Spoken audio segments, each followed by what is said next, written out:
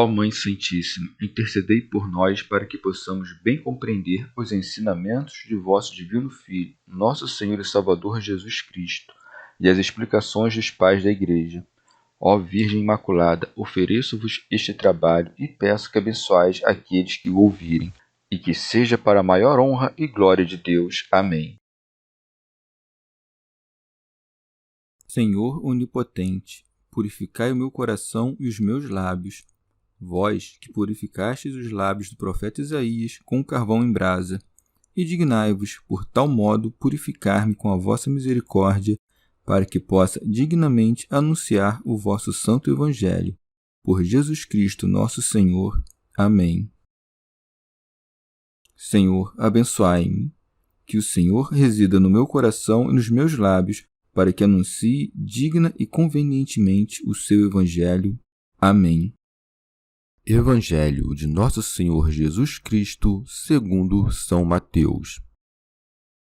Sal da terra e luz do mundo. Disse Jesus a seus discípulos: Vós sois o sal da terra. Ora, se o sal se torna insosso, com que o salgaremos? Para nada mais serve, senão para ser lançado fora e pisado pelos homens. Vós sois a luz do mundo. Não se pode esconder uma cidade situada sobre um monte. Nem se acende uma lâmpada e se coloca debaixo do alqueire, mas da luminária, e assim ela brilha para todos que estão na casa. Brilhe do mesmo modo a vossa luz diante dos homens, para que vejam as vossas boas obras e glorifiquem vosso Pai que está nos céus. Comentários dos Pais da Igreja. São João Crisóstomo. Quando Jesus deu aos seus discípulos preceitos sublimes e muito maiores que os da antiga lei, acalmou-os com elogios, no propósito de que não dissessem: como podemos cumpri-los? Assim lhes falando: vós sois o sal da terra. Demonstra assim que lhes acresce isso por necessidade, como se lhes dissesse: não vos é confiada esta doutrina somente por vossa salvação, nem pela de alguma nação, mas pelo mundo inteiro. Por isso, não é oportuno a vós adular nem afagar, mas ao contrário, como sal, mordicar. E se, ao morder e abalar os homens, ouvirdes coisas más, alegrai-vos. Esse é o efeito do sal, morder o que é por natureza frouxo e com flagelo. Por isso, a maldição de outros não vos trará nada de incômodo, mas será, ao contrário, testemunho de vossa firmeza de caráter. Santo Hilário de Poitiers. Devemos ver aqui quão apropriado é o que se disse, quando se compara o ofício dos apóstolos com a natureza do sal. Este se aplica a todos os usos dos homens, já que, quando é espalhado sobre os corpos, dá-lhes a incorrupção e os torna aptos para receber um bom sabor através dos sentidos. Os apóstolos são os pregadores das coisas celestiais e são como os salgadores da eternidade. Com toda a razão, pois, se lhes chama sal da terra, porque, em virtude de sua doutrina, preservam os corpos, como salgadores, salvando-os para a eternidade. Remígio de Auxerre. O sal também muda de natureza por meio da água, do ardor do sol e do sopro do vento. Assim, os varões apostólicos, pela água do batismo, pelo ardor do amor e pelo sopro do Espírito Santo, transformam-se em regeneração espiritual.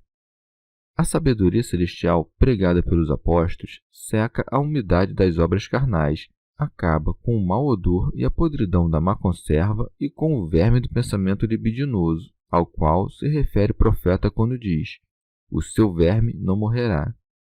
Os apóstolos são o sal da terra, isto é, dos homens terrenos que, amando a terra, são chamados de terra. São Jerônimo. Os apóstolos se chamam também de sal da terra porque, através deles, se conserva o gênero humano. Pseudo Crisóstomo. Quando um sábio é adornado com todas as virtudes mencionadas, então é considerado sal perfeito, e todo o povo se conserva por meio dele, vendo-o e ouvindo-o. Remígio de Auxerre. Saiba-se que não se oferecia a Deus nenhum sacrifício do Antigo Testamento se primeiro não fosse temperado com sal, porque ninguém pode oferecer um sacrifício que seja agradável a Deus se não o oferece com o sabor da sabedoria celestial. Santo Hilário de Poitiers.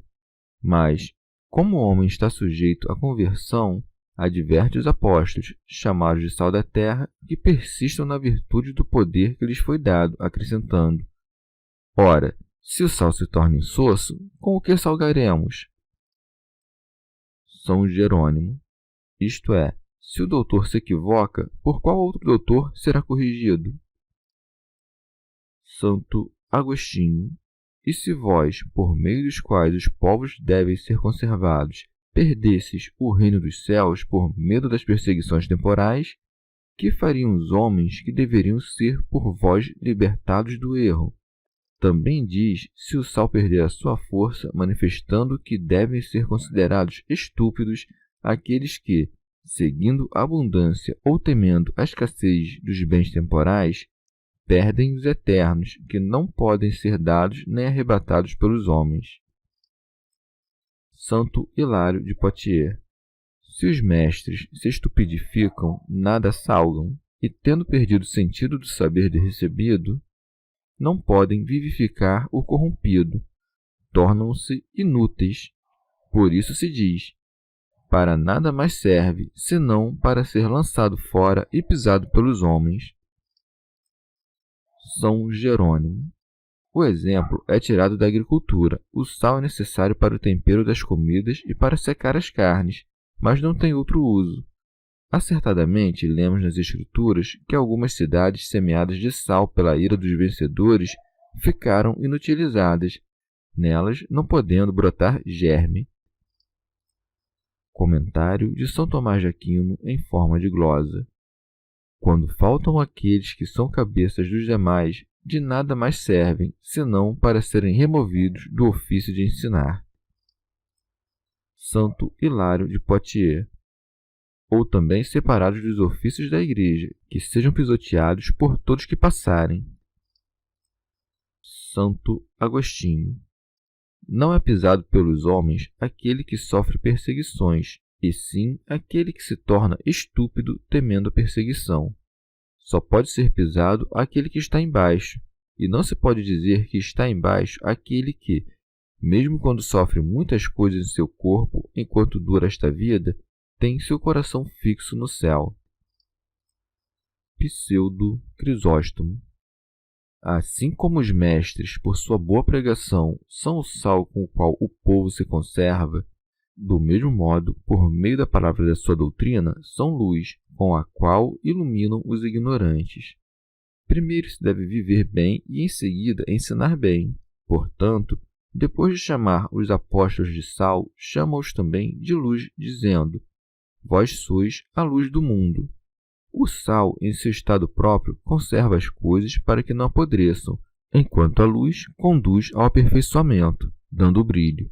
Motivo pelo qual os apóstolos foram chamados primeiro de sal, em razão dos judeus e do povo cristão, os quais têm o conhecimento de Deus, para que os guardem na ciência de Deus, e depois chamados de luz, em razão dos gentios, que eles conduzem à luz da ciência. Santo Agostinho. Convém, pois, compreender aqui por mundo não o céu e a terra, mas os homens que estão no mundo, ou os que amam o mundo, para cujo esclarecimento os apóstolos foram enviados. Santo Hilário de Poitiers. É próprio da natureza da luz iluminar qualquer parte a qual seja levada e que, introduzida nas casas, mate as trevas, dominando apenas a luz. Portanto, o mundo, sem o conhecimento de Deus, estava obscurecido pelas trevas da ignorância, mas, por meio dos apóstolos, lhe foi comunicada a luz da ciência, e assim brilha o conhecimento de Deus, e por qualquer parte em que caminhem de seus pequenos corpos é ministrada a luz. Remígio de Auxerre. Assim como o sol dirige os seus raios, assim o Senhor, que é o sol da justiça, dirigiu os seus apóstolos para desterrar as trevas do gênero humano. São João Crisóstomo. observa quão grandes são as coisas que lhes promete àqueles homens que, desconhecidos em seu próprio país, adquiriram tamanha fama que, em pouco tempo, esta chegou aos confins da terra. Nem as perseguições que lhes havia predito puderam ocultá-los, antes os fizeram mais famosos. São Jerônimo. Para que os apóstolos não se escondam por medo e sim se apresentem em toda a liberdade, ensina-lhes a confiança nos resultados de sua pregação, dizendo-lhes em seguida: não se pode esconder uma cidade situada sobre um monte. São João Crisóstomo. Com estas palavras, lhes ensina também a cuidar com solicitude da sua própria vida, já que esta haveria de ser vista constantemente por todos, assim como a cidade que está colocada sobre um monte ou como a luz que está luzindo sobre um candelabro. Pseudo Crisóstomo. Esta cidade é a Igreja dos Santos, da qual se diz: coisas gloriosas se dizem de ti, ó cidade de Deus.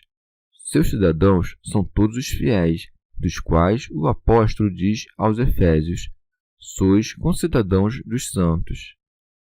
Esta cidade, pois, está colocada sobre o monte do qual diz Daniel: a pedra arrancada sem as mãos fez-se um grande monte.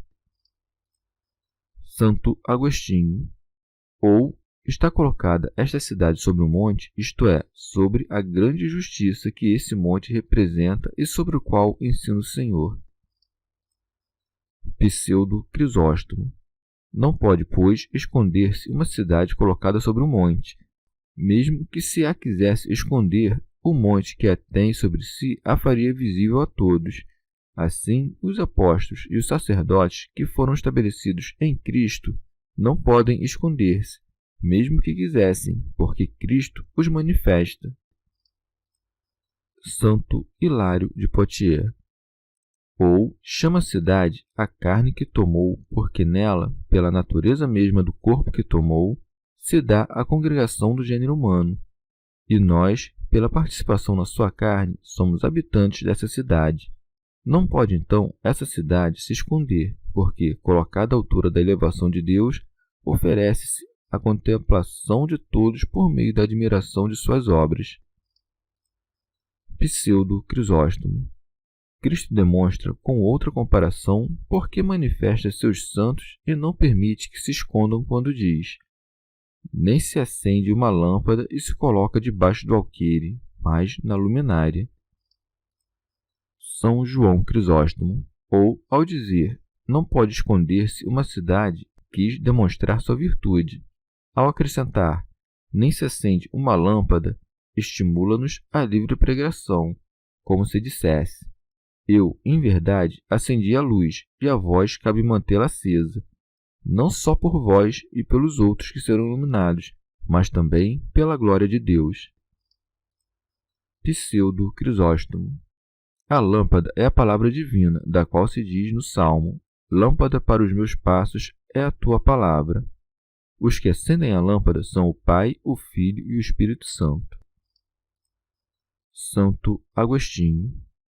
Que nos parece significar o que foi dito, e se coloca debaixo do alqueire, que a ocultação da lâmpada deve ser entendida como se dissesse: ninguém acende a lâmpada para ocultá-la? Ou significa algo mais o alqueire, como se pôr a lâmpada debaixo dele fosse preferir as comodidades do corpo à pregação da verdade? Coloca, pois, a lâmpada debaixo do alqueire todo aquele que obscurece e tapa a luz da boa doutrina com as comodidades temporais.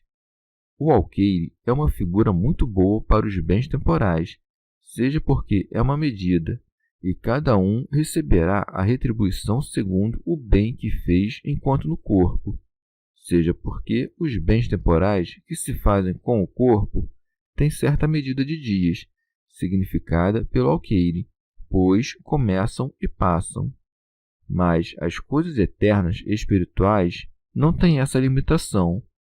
Põe a lâmpada sobre o candelabro aquele que sujeita o corpo ao ministério da palavra, para que a pregação da verdade venha primeiro e as necessidades do corpo, depois, pela própria servidão do corpo, a doutrina brilha de modo mais sublime, enquanto pela voz e demais movimentos corporais é, nas boas obras, comunicada aos que aprendem. Pseudo-Crisóstomo. O alqueire pode significar também os homens mundanos, porque, assim como aquele é vazio por cima e cheio por baixo, também os amantes do mundo são insensatos para as coisas espirituais e sábios para as terrenas. Portanto, são como um alqueire que tem escondido a palavra divina, quando por alguma causa terrena não se atrevem a fazer pública a palavra de Deus, nem a pregar a verdade da fé. O candeeiro é a igreja, que carrega a palavra da vida, e todo homem eclesiástico. Santo Hilário de Poitiers. O Senhor comparou a sinagoga com o alqueire que, recebendo em seu interior os frutos, os continha em certa medida de sua limitada observância. Santo Ambrósio. Portanto, ninguém limite a sua fé pela medida da lei, e sim se cinja ao que ensina a Igreja, na qual brilha a graça septiforme do Espírito Santo. São Beda. Ou é o próprio Cristo que acende a lâmpada ao preencher com a chama da sua divindade o vaso da nossa natureza humana. Não quis escondê-la dos crentes nem colocá-la debaixo do alqueire, isto é, sujeitá-la à medida da lei nem limitá-la aos limites de uma só nação. Chama de candeeiro a Igreja, sobre a qual colocou a lucerna, porque fixou em nossas frontes a fé em sua encarnação. Santo Hilário de Poitiers. Ou então a lâmpada de Cristo se coloca sobre o candeeiro, isto é, suspensa na cruz pela paixão, que oferecerá a luz eterna àqueles que habitam a Igreja. E assim diz, e assim ela brilha para todos os que estão na casa. Santo Agostinho. Se alguém entende por essa casa a Igreja, não há nisso absurdo. Pode ser que seja o mundo, por conta do que se diz mais acima. Vós sois a luz do mundo. Santo Hilário de Poitiers. Com essa luz, ensina os apóstolos a resplandecer para que, da admiração de suas obras, resulte grande elogio ao Senhor. Do que se segue, brilhe do mesmo modo a vossa luz diante dos homens, para que vejam as vossas boas obras. Pseudo-Crisóstomo. Isto é, quando ensinardes, iluminai de tal modo que não só ouçam vossas palavras, mas também vejam vossas boas obras, com o objetivo de que aqueles a quem iluminardes com a palavra, como se fosse luz, sejam também conservados com o vosso exemplo, como se fosse sal. Dão glória a Deus os mestres que ensinam e obram bem, porque a disciplina do Senhor é demonstrada pelos costumes de sua família. Por isso diz, e glorifiquem vosso Pai que está nos céus. Santo Agostinho. Se tivesse apenas dito, para que vejam as vossas boas obras, pareceria que constituiu como finalidade os louvores dos homens, coisa que buscam os hipócritas. Mas acrescenta, e glorifiquem vosso Pai que está nos céus, para que, da mesma maneira que o homem com as boas obras agrada aos homens, não consistindo nisso, no entanto, o seu objetivo, e sim em louvar a Deus, agrade os homens de modo que nele seja Deus glorificado. Santo Hilário de Poitiers. Não que convenha buscarmos a glória afastados dos homens, mas que, dissimulando nossa obra junto àqueles a quem vivemos, ela brilhe em honra de Deus. Chegamos ao fim de mais um dia de comentários da Catena Áurea. Muito obrigado por ficarem até aqui, que Nossa Senhora derrame suas graças sobre nós e até amanhã.